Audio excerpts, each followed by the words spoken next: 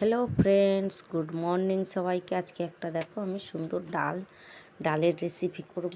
মুগ আর মসুর ডাল মিক্স করে আমি মাছের মাথা দিয়ে বানাবো।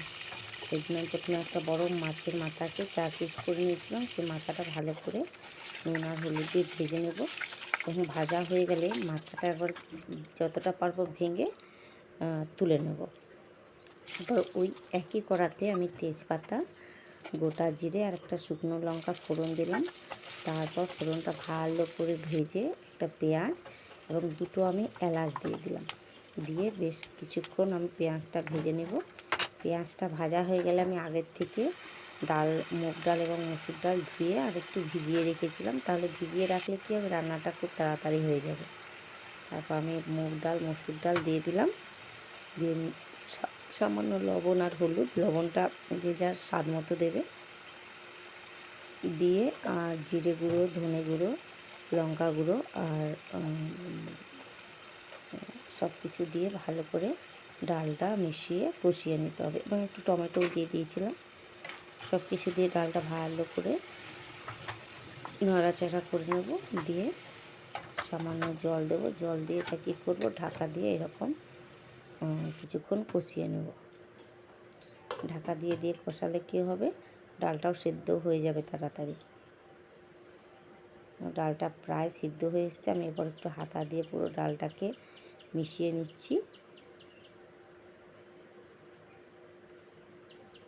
ডালটা মিশিয়ে নেওয়ার পর আমি যে মাছের মাথাটা ভেজে রেখেছিলাম, সেই মাছের মাথাটা এর মধ্যে, এই ডালটার মধ্যে দিয়ে দিলাম। ডালটার মধ্যে দিয়ে আরও বেশ কিছুক্ষণ আমি এরকমভাবে কষিয়ে নিয়ে এরপর প্রয়োজন মতো 1-1.5 গ্লাস মতো জল দিয়ে দেবো।